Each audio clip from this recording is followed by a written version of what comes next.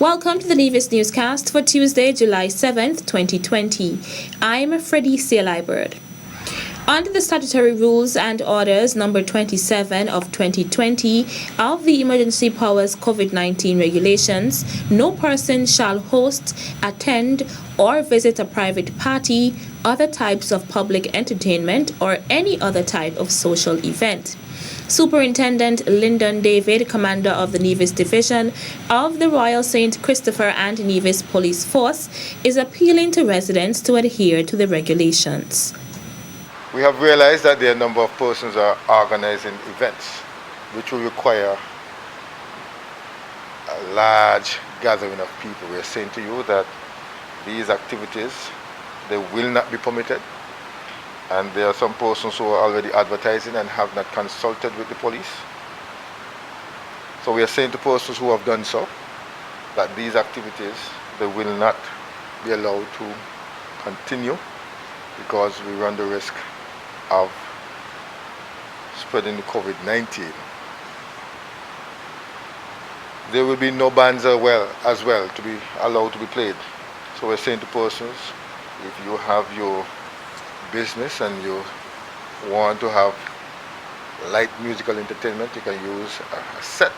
Superintendent David was making a presentation at the Nevis COVID-19 EOC briefing on Monday, July 6th. To you persons who are continue to support and giving us information as to various breaches, we are saying to you, continue to do so. We appreciate your support. And those persons who are continually violating, we are saying to you, look at what we're dealing with and want to be a part of the process to prevent the spread of COVID-19 and to protect our nation. Superintendent Lyndon David of the Royal St. Christopher and Nevis Police Force. Minister of Agriculture, the Honorable Alexis Jeffers, says preparations must begin now so that post-COVID-19, Nevis is in a position to produce at a level that a living can be made out of farming on the island. Minister Jeffers made the remark as he addressed the Nevis Island Assembly on July 2nd. You may recall back in the 90s, there was a successful program which we call the Nevis Model, which existed whereby a number of farmers were solicited to be a part of this program, whereby they would do the production and the marketing division or the marketing arm of the Department of Agriculture will then conduct the sales to an entity such as Four Seasons or other hotels here on the island of Nevis.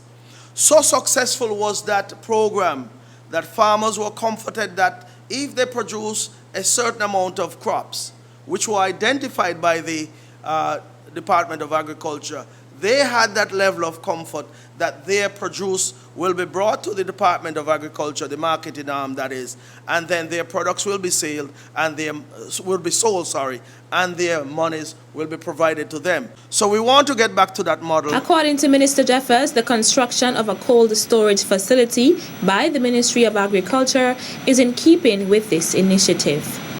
To ensure that we are utilizing and providing some comfort to our farmers, Mr. President, currently at the Prospect location up there where the department is located, we are currently constructing, with the assistance of the Public Works Department, a 6-room refrigerator facility where we are hoping that we'll be taking, this is how it would work, we'll be providing that comfort to our farmers that once you produce, the effort of marketing your products will be taken on by the Department of Agriculture.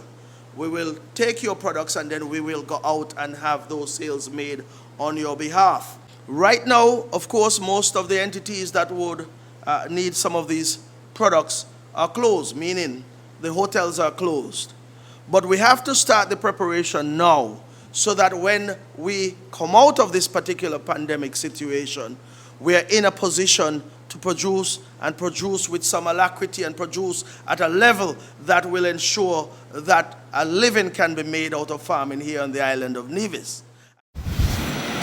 A medicinal cannabis authority will be created in due course to manage and regulate a medicinal cannabis industry in St. Kitts and Nevis. That is according to Prime Minister the Honorable Dr. Timothy Harris. On leadership matters too, a caller gave a reminder that the cannabis marijuana industry needs building out. Truth is, we agree. And I assure the public that this is part of our plan to create new jobs, higher income streams for our people, and expand our pathways for growth and development, particularly at this difficult economic time around the world. The government will ensure that priority is given to locals in the development of this industry, Prime Minister Harris added. The Medicinal Cannabis Authority will be responsible for issuing various classes of licenses relating to cultivation, processing, transportation, dispensing, manufacturing, and export, etc. It is our wish that St. Kitts and Nevis can become the hub for foundational science of cannabinoid medicine internationally, and that we can take advantage, among other things, of the primate research facilities on island that have international repute to expand our contribution to global public health products and services. We will appoint a marijuana czar in due course to champion this industry as we realize, as the caller reminded us, that time is of essence. Prime Minister the Honorable Dr. Timothy Harris speaking at his July 3rd press conference. Still to come. The regularization in this context would entail a change of status for all STEP employees as they would now enter the public service. The details right after this break. Hello everyone, my name is Nikesha Henry and I am an ambassador with the Newcastle Bay Foundation. I have exciting news to share. As we recognize Plastic Free July, the Newcastle Bay Foundation invites everyone to participate in its Facebook challenge. It's as easy as DTP. D. Download and use the CleanSwell app to record the items being collected. T. Take photos or videos which show how you avoid using single-use plastics and how you clean up single-use plastics from the environment. P. Post pictures on the Newcastle Bay Foundation Facebook page between July 1st and July 15th. Winners in various categories will receive prizes including a laptop, a smartphone, and a tablet. Remember, in order to qualify, use the CleanSwell app. DTP. Need more information? Visit our Facebook page at Newcastle Bay Foundation or call us at 660-1154 for the terms and conditions.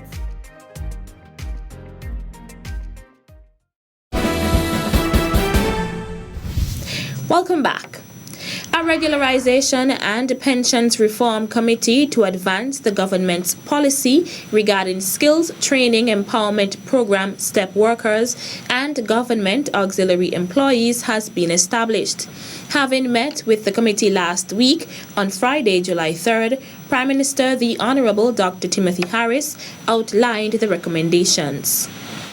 The regularization in this context would entail a change of status for all STEP employees as they would now enter the public service as government auxiliary workers or employees with a new hire date of 1st July 2020.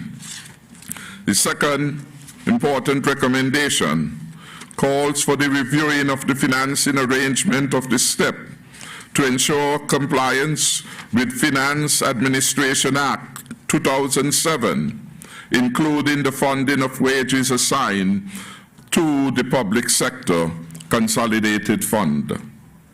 3. The establishment of the Government Auxiliary Employees Commission to handle matters of recruitment, appointment, the exercise of disciplinary control, suspension and dismissal, as set forth by the Government Auxiliary Employees Act 2012 at sections 4, 5, and 6. 4. The preparation and ratification of the regulations for the Government Auxiliary Employees Act of 2012. 4 other principal recommendations were also made by the Regularization and Pensions Reform Committee. It is recommended that there be a temporary freezing of new entrants into both the STEP and the public sector to facilitate the completion of the financial impact and projections by the Ministry of Finance. 6. A re-registration exercise of businesses and workers assigned to the private sector will be conducted. There will be the conducting of a public awareness initiative geared towards sensitizing the STEP employees and the heads of departments across the government regarding the transition process and other human resource policies and benefits of the government using a range of media platforms. The provision of the government health insurance coverage to all STEP workers, commencing with those assigned in the public sector. Prime Minister the Honorable Dr. Timothy Harris speaking at his most recent press conference.